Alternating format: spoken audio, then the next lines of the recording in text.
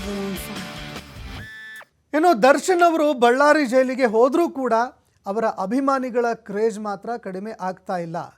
ಬಳ್ಳಾರಿಯಲ್ಲ, ನಮ್ಮ ಬಾಸ್ ಡೆಲ್ಲಿಗೆ ಹೋದರೂ ಕೂಡ ನಮ್ಮ ಕ್ರೇಜ್ ಮಾತ್ರ ಕಡಿಮೆ ಆಗೋದಿಲ್ಲ. ದರ್ಶನ್ ಎಲ್ಲೇ ಇದ್ರೂ ನಮ್ಮ ಡಿ ಬಾಸ್ಗೆ ಜೈ ಅಂತ ಘೋಷಣೆ ಕೂಗಿದ್ದಾರೆ. ಅವರು ಎಲ್ಲೇ ಇದ್ರೂ ಕೂಡ ನಮ್ಮ ಡಿ ಬಾಸ್ಗೆ ಜೈ ಅಂತ ಘೋಷಣೆ ಕೂಗಿದ್ದಾರೆ.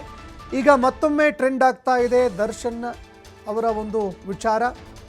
ನಿನ್ನೆ ಹಾಕಿರುವಂತಹ ಒಂದು ಟೀ ಶರ್ಟ್ ಏನಿತ್ತು, ಆ ಟೀ ಶರ್ಟು ಅದೇ ರೀತಿಯಾಗಿ ಜಸ್ಟಿಸು, ಡಿಗ್ನಿಟಿ, ಇಕ್ವಾಲಿಟಿ, ಪೀಸ್ ಅಂತೆಲ್ಲ ಬರೆದಿರುವಂತಹ ಒಂದು ಟೀ ಶರ್ಟ್ ಏನಿದೆ ಅದೆಲ್ಲವೂ ಕೂಡ ಸಾಕಷ್ಟು ಈಗ ಚರ್ಚೆ ಕೂಡ ಆಗ್ತಾ ಇದೆ.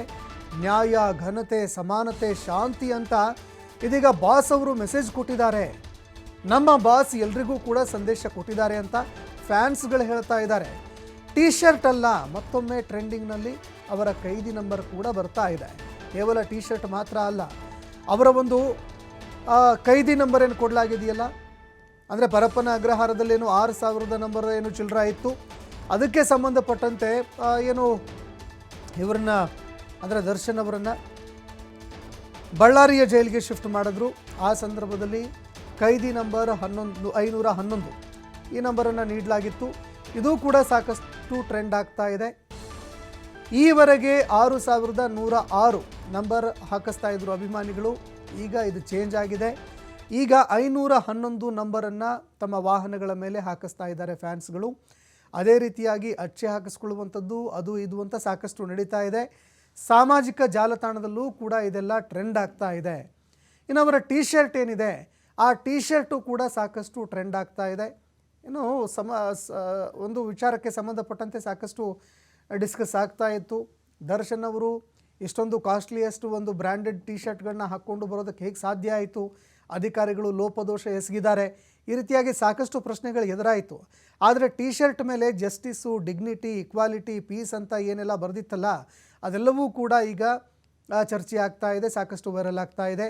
ನ್ಯಾಯ, ಘನತೆ, ಸಮಾನತೆ, ಶಾಂತಿ ಅಂತ ನಮ್ಮ ಬಾಸ್ ಅವರು ಮೆಸೇಜ್ ಕೊಟ್ಟಿದ್ದಾರೆ ಅಂತ ಅವರ ಅಭಿಮಾನಿಗಳು ಸಾಮಾಜಿಕ ಜಾಲತಾಣದಲ್ಲಿ ಬರೆದುಕೊಳ್ತಾ ಇದ್ದಾರೆ. ಆದರೆ ಈ ಒಂದು ಪ್ರಕರಣದಲ್ಲಿ ಅಂದರೆ ರೇಣುಕಾಸ್ವಾಮಿಯನ್ನು ಹತ್ಯೆ ಮಾಡಿರುವಂತಹ ಪ್ರಕರಣ ಇದೆಯಲ್ಲ, ಅದರಲ್ಲಿ ಕನ್ವಿಕ್ಟ್ ಆದರೆ ಏನರಪ್ಪ ಮಾಡ್ತೀರಾ? ಈ ಪ್ರಶ್ನೆ ಸಹಜವಾಗಿ ಬರುತ್ತೆ.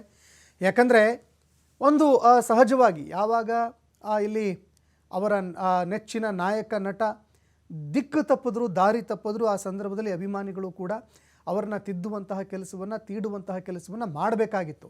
ಯಾಕಂದರೆ ಯಾವಾಗ ಕಾಟೇರ ಸಿನಿಮಾ ಬಂತು, ಇಡೀ ಆ ಒಂದು ಸಾಮಾಜಿಕ ವ್ಯವಸ್ಥೆಯಲ್ಲಿ ಇದ್ದಂತಹ ಅನೇಕ ಪ್ರಗತಿಪರ ಚಿಂತಕರು ಅನೇಕರು ಅವ್ರನ್ನ ಬೆಂಬಲಿಸುವಂತಹ ಕೆಲಸವನ್ನು ಮಾಡಿದ್ರು.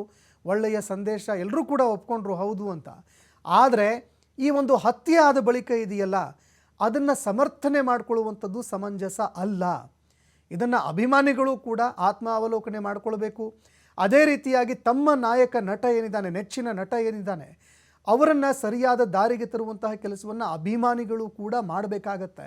ಯಾಕಂದರೆ ಈ ರೀತಿಯಾಗಿ ಲಗಾಮಿಲ್ಲದೆ ಹೋದಂತಹ ಸಂದರ್ಭದಲ್ಲಿ ಮತ್ತಷ್ಟು ಒಂದು ತೀವ್ರತರವಾಗಿರುವಂತಹ ಘಟನೆಗಳು, ಬೆಳವಣಿಗೆಗಳು ಕೂಡ ಆಗಬಹುದಲ್ವೇ? ಇಂತಹ ಪ್ರಶ್ನೆ ಸಹಜವಾಗಿ ಎದುರಾಗತ್ತೆ. ಆದರೆ ಈಗ ಕೈದಿ ನಂಬರ್ 511 ಟ್ರೆಂಡ್ ಆಗ್ತಾ ಇದೆ. ನಮ್ಮ ಬಾಸು ದೇವರು, ನಮ್ಮ ಬಾಸು ಹೀರೋ, ನಮ್ಮ ಬಾಸು ಅದು ಇದು ಮತ್ತೊಂದು ಮಗದೊಂದು ಅಂತ ಸಾಕಷ್ಟು ಟ್ರೆಂಡ್ ಆಗ್ತಾ ಇದೆ ಆಗಲಿ ಸೋಷಿಯಲ್ ಮೀಡಿಯಾದಲ್ಲಿ. ಆದರೆ ಅಭಿಮಾನಿಗಳು ಒಂದು ಸೌಜನ್ಯವನ್ನು ಕೂಡ ಮರೆಯುವಂತಹ ಕೆಲಸವನ್ನು ಮಾಡಬಾರ್ದು.